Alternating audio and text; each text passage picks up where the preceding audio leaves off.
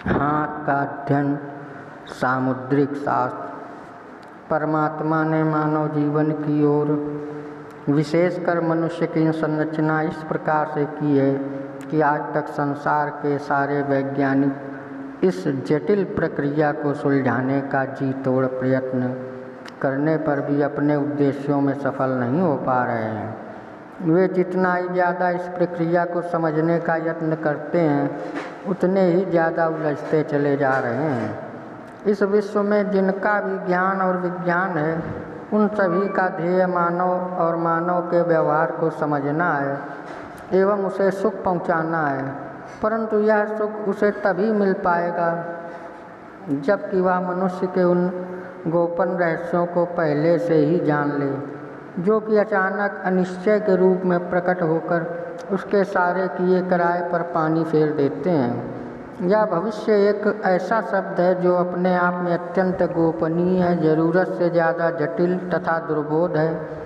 विज्ञान के समस्त प्रकार इस भविष्य में होने वाली घटनाओं को समझने और सुलझाने का प्रयत्न कर रहे हैं, परंतु अभी तक वे अपने उद्देश्य में पूर्णतया सफल नहीं हो सके। यदि इस रहस्य पर कोई रोशनी डाल सकता है या उसे समझने में सहायक हो सकता है तो वह केवल सामुद्रिक शास्त्र है। इसे सभी विद्वानों ने एक स्वर से स्वीकार किया है। मनुष्य सदा से भविष्य को जानने के लिए प्रयत्नशील रहा है। उसके दिमाग में अज्ञात भविष्य के प्रति बराबर आशंका बनी रहती है। वह यह सोचता है कि मैं जो वर्तमान में कार्य कर रहा हूँ और जिस पर अपने सारे जीवन का श्रम, बुद्धि और धन लगा रहा हूँ, कहीं ऐसा ना हो जाए कि भविष्य में मैं अपने प्रयत्नों में सफल ना हो सकूँ। और ऐसा सोच कर वह एक अज्ञात आशंका से डरा डरा सा रहता है। कभी कभी ईश्वर पर आश्चर्य और इसके ठीक बाद उसकी महानता के सामने मेरा सिर श्रद्धा से झुक जाता है कि वह कितना कुशल कारीगर है जिसने भविष्य की सैकड़ों लाखों घटनाओं को टेढ़ी मेढ़ी लकीरों के माध्यम से मनुष्य के हाथों में अंकित कर दिया है। और श्रद्धा होती है कि उन ऋषियों पर जिन्होंने अपनी तपस्या और दिव्य दृष्टि के माध्यम से इन रेखाओं के रहस्य को समझा है और आने वाली पीढ़ियों के लिए इस ज्ञान को सुलभ किया है। हाथ का अध्ययन करने के लिए कई तथ्य ध्यान में रखने आवश्यक हैं। सबसे पहली बात तो यह है कि किसी भी व्यक्ति के हाथ की केवल एक रेखा देखकर ही उस पर अपना विचार दृढ़ नहीं बना देना चाहिए, क्योंकि केवल एक रेखा ही उससे संबंधित तथ्य को स्पष्ट नहीं कर सकती, अपितु उसकी सहायक रेखा भी उस तथ्य को स्पष्ट करने में सहायक होती है। जिस प्रकार रेल के एक इंजन में सैकड़ों छोटे मोटे कलपुर्जे होते हैं और उन सभी कलपुर्जों का अपने अपने स्थान पर महत्व होता है, यदि उन कलपुर्जों में से एक भी पुर्जा रुक जाए तो एक प्रकार से पूरा इंजन ही रुक जाएगा।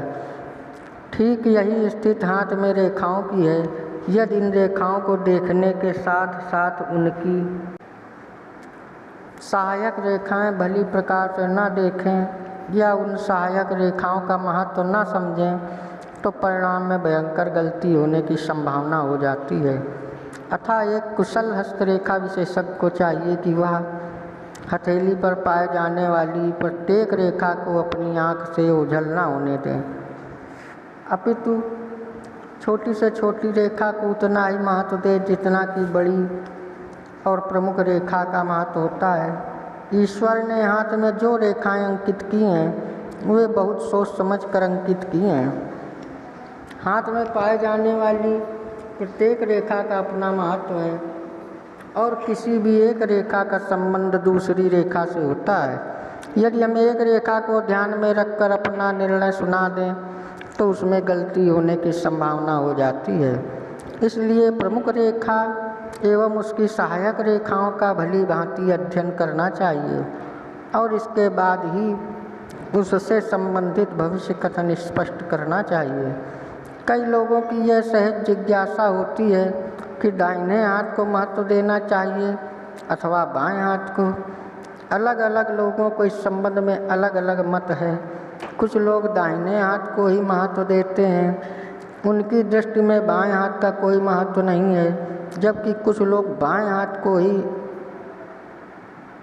प्रधानता देते हैं। उनका कहना दाहिना हाथ सक्रिय होने के कारण उसमें बहुत जल्दी जल्दी रेखाएं बदल जाती हैं, जबकि बाएं हाथ में रेखाएं ज़्यादा समय तक टिकी रहती हैं। कुछ लोगों का यह भी मत है कि दोनों ही हाथों का बराबर अध्ययन करना चाहिए, परंतु मैं ऐसा समझता हूँ कि ये सभी मत एक प्रकार से अपूर्ण हैं। इन विद्वानों ने जो मत निर्धारित किए हैं वे केवल सुनी सुनाई बातों पर अथवा अपने अधकचरे ज्ञान के आधार पर ही स्थित है।